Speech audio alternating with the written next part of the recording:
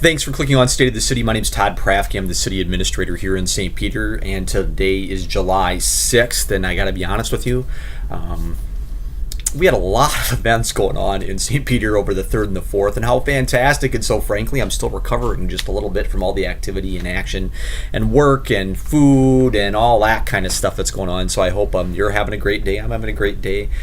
Things are fantastic in St. Peter. I really have to thank and mention the Chamber of Commerce and all the volunteers that work and make the 4th of July event go. Certainly the city plays an important role, and we have great staff and crew that help out and all those kind of things, but it's those volunteers in the chamber that really organize it all and make it all go. And just a wonderful parade on the 4th, and just great events and activities for family. I know I've said this many times, and it maybe sounds a little bit cliche, but the old-fashioned 4th of July in St. Peter is just that, and it's a piece of Americana. It really is. And so if you haven't had the chance to participate, well, next year on the 4th, the 3rd and the 4th, there'll be activities, so we hope that you decide to attend and make St. Peter that place where you go on the 4th. So anyway, congratulations to all those folks and all the volunteers. Thank you, and all the crews and everybody that helps make this go. Thanks a lot. Since there wasn't a council workshop on Monday the 3rd, we didn't have one, I'm going to just hit on a few tidbits of information and other things that I had actually over the long kind of weekend, the extended weekend, that I had people ask me about. So let me kind of go down that list. First of all is road work. There is street work and road work going on everywhere. So certainly you see patching, and you'll start to see seal coating in a few weeks. But the big projects that people ask about are the section of Broadway west of Sunrise, so out towards the new school and where the new roundabout is going. Well, that's not a city project. It's run by Seth, who's the county engineer. It's a county project. We're intimately involved with it and work together, and Seth has been fantastic in cooperating with all the folks that are involved there. And so last I heard, they're on time, and well, if you kind of walk up in that area, don't drive down there, but walk up in that area, you can see all the cement that's being laid, and you can really see how this is going to fit together. By the way, there's a cool video done by John Smithers. I think that's on the school's website. That's his drone floating around, and it's really cool because you can really get the picture of how things are going to look when it's done. So anyway, that project's on time and looking really good for the start, just before the start of school here in September. Gardner Road on the west edge of town, you'll start to see there were stakes a few weeks ago, and you'll start to see the level of activity picking up. That work is going to happen pretty lickety-split here, so pretty soon everything will start. And that is projected to be done and planned to be done before school starts as well. So there'll be a lot of activity there. It's not just a roadway that we're doing there, but it's also going to be a trail that's going to be on the east side of the roadway. So it'll be a great place up Jefferson and to interconnect kind of the north and south of the communities where the new high school is. So very cool, and I think people will enjoy that and really recognize the benefit of all the work that's going on out there.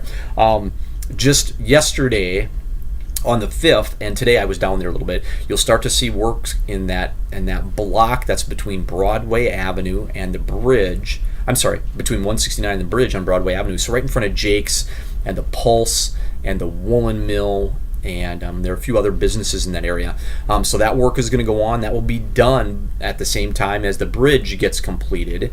And I talked about this in a previous video blog. You know, our bids came in higher than what we wanted to see, but we went ahead with the project. And I think it's smart in that certainly we never want to pay more, but we had two bidders and they were very close together.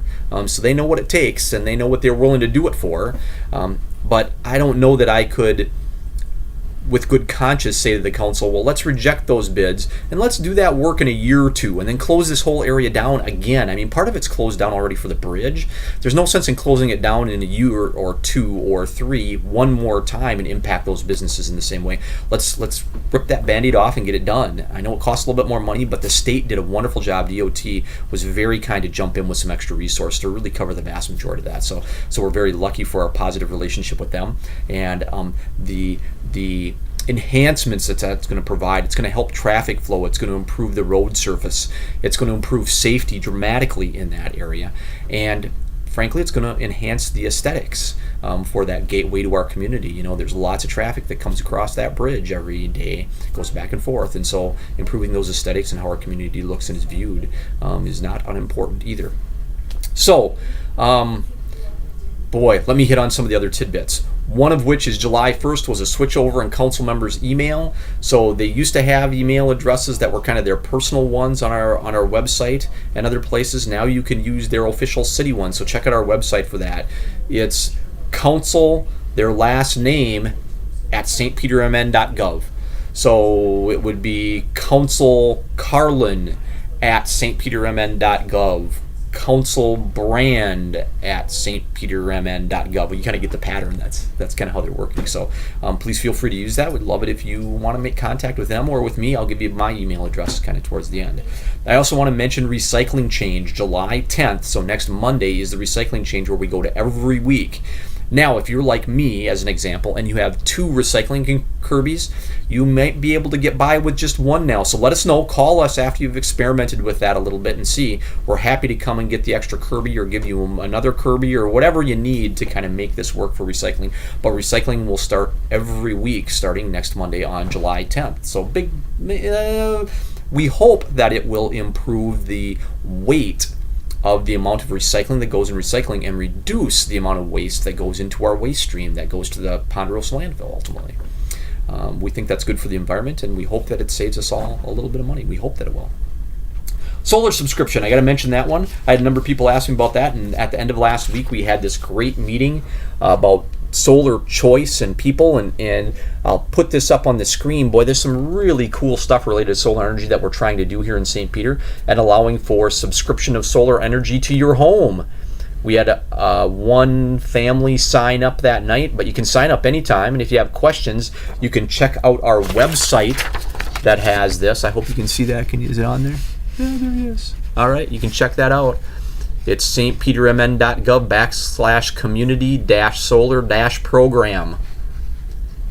And you can find all about the solar subscription program. This allows you to subscribe for energy that's being produced at a solar garden or solar farm near Owatonna, and that electricity flows through the grid and can get you a credit on your electric bill. Certainly you have to pay for the subscription, and hopefully you break even or maybe make a little bit of a wise investment. I don't want to promise that part of it, but man, it's a great opportunity to buy a little piece of the sun. It's your choice, solar choice. You can have great things there. I also want to mention recreational fires. It's the time of year when people are out roasting marshmallows and sitting around the fire and visiting throughout neighborhoods within our community. We have lots of rules for that, and I want to mention to folks how important this is, because we have a lot of people with lung or asthma or other allergy issues that relate to those recreational fires. So please do it appropriately. Please use really dry wood if you're going to do it, and follow all the rules. Those rules can be found on our website. Again, I'll show you our website here in just a little bit. Again, please think about your neighbors as you're starting and using recreational fires for some of your summer entertainment. I want to mention Rivers Edge Hospital. Here's another logo for Rivers Edge Hospital, and the great discussion we're having within the community related to expanding and at what level do we expand. So wonderful discussion. The hospital is so important to the fabric of what our community is. So watch for that discussion and participate if you want to participate.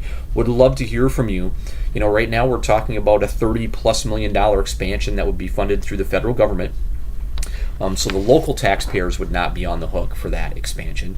But we have so much opportunity and so much use of our hospital over the last couple of years. And George and his team have won so many awards and have done great stuff. That was illustrated really well a week ago at the event that they had up at the hospital, where you could get a free, I'm trying to think what we had, Sloppy Joes. They had Sloppy Joes that were there. So anyway, if you have more questions about that, give us a call. I also want to mention Traverse Green. If you are a family looking for housing, a home of your own, and you're one of those folks that kind of is a working family, we would love to help you get into a great home, one that looks like this, or certainly others that are in our Traverse Green neighborhood. There's great opportunity there, and there's wonderful ways where we can help people who make less than $80,000 a year, up to $80,000 a year, get into a home less expensively. Help you build on a lot too if you need that. I also want to mention, take care of your dogs. I have a few dogs at my house, a few too many, unfortunately. We love the dogs. I hate to say that, we love those dogs, but make sure that as you have them out and about, you clean up after them. That's really important. I also want to mention the hot sheet. If you do not subscribe to our hot sheet, this is our weekly electronic newsletter. Let us know, and we will send it to you. Happy to do it. There's great stuff in this newsletter every week. As an example, we list all of our job openings and the recycling stuff and the solar stuff and all those things that I just talked about are listed in the hot sheet, and you can get it delivered to your mailbox every week. And here's how you can let us know you want it, or other things.